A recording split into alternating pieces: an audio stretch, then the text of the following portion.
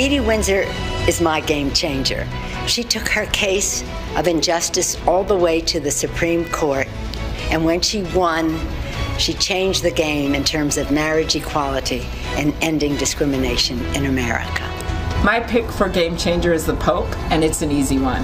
When he said the Catholic Church should be a home for all, I think he meant that we should be focusing on issues that bring people together, not on issues that divide people. I think our country should be doing the same.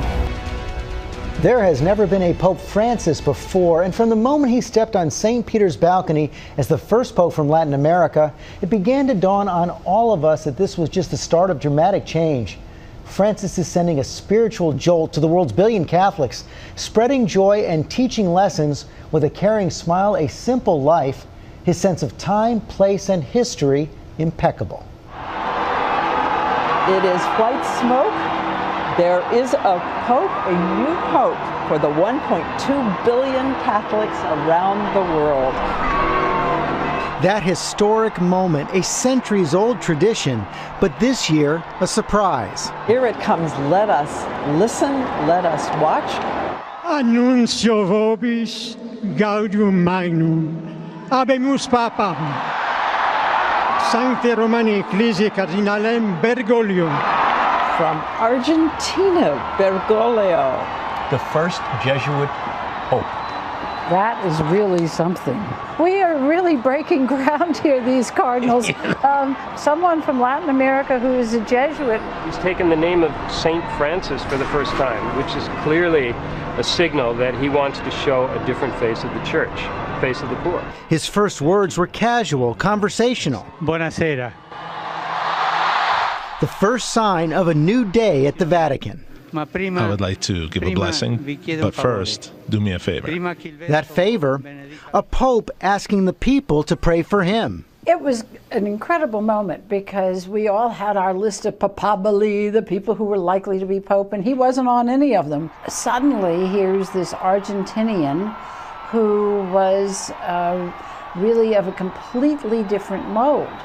And it signaled that the College of Cardinals had come to a decision that they really wanted a different kind of pope. And with that first humble greeting, Pope Francis captured hearts. Down in the crowds, reaching out to those most in need, living simply, he's leading by example and enlivening his church. I think he's working very honestly and simply to transmit his humility to the world. I think he's very true to what the church stands for, but I think he's much more in touch with the fact that, yes, you have to take the message out to people and actually live it. Less than a year after the sudden resignation of Pope Benedict XVI, Pope Francis has shifted focus from scandals of the past to a future centered on the poor. We have not had a good run of late. And what I've tried to say, George, is this Pope has successfully, finally shattered the caricature of the church that his predecessors have tried hard to do. What's that caricature? That the church is kind of mean and dour and always saying no and always telling us what we can't do and always telling us why we should be excluded. He's saying, come on in. The church is about warmth and tenderness. In an ABC News Washington Post poll, 92% of American Catholics think well of the Pope, and 85% think he's moving the church in the right direction. Cardinal Timothy Dolan of New York sees the Francis effect firsthand. Would you all really have seen the kind of impact this man would have? No, I think nothing that he does has surprised us, but what surprised us is that he's done it even more effectively than we thought. What we're after was a good pastor with a track record of solid administration, but fatherly, warm, tender care for the sheep, for his people. And boy, we got that on steroids with Pope Francis. He's the world's parish priest. Drawing in the young with a sense of humor and laid-back style. On his travels, Pope Francis is a rock star, speaking out in new ways. In the worlds of politics, business, arts, and social media. Essere una persona gay.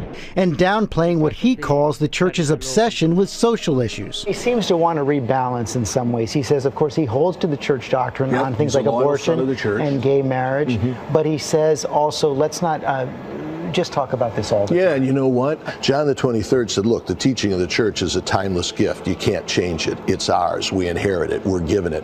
But the way we gift wrap it, the way we make it more attractive and more compelling to the world, that can always change. And that's what Francis is saying. Pope Francis is emphasizing different parts of church doctrine.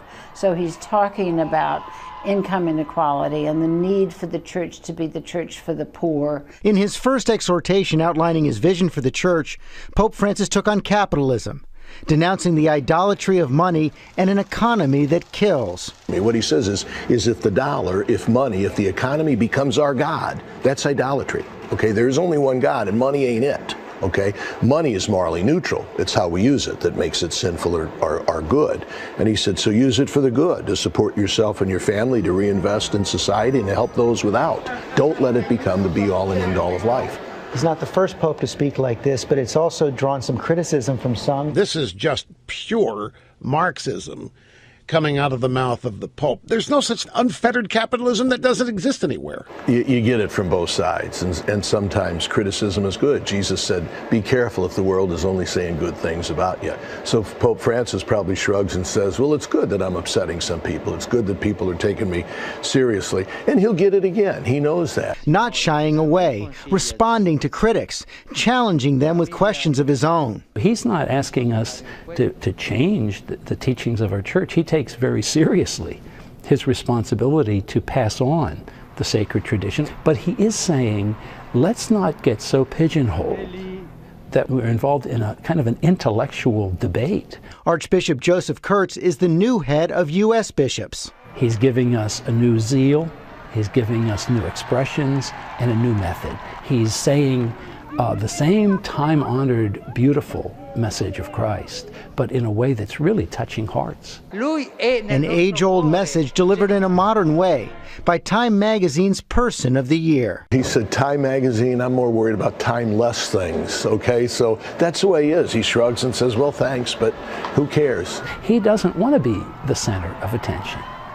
He wants others to be the center. And that's, gosh, that's a great Francis effect, isn't it?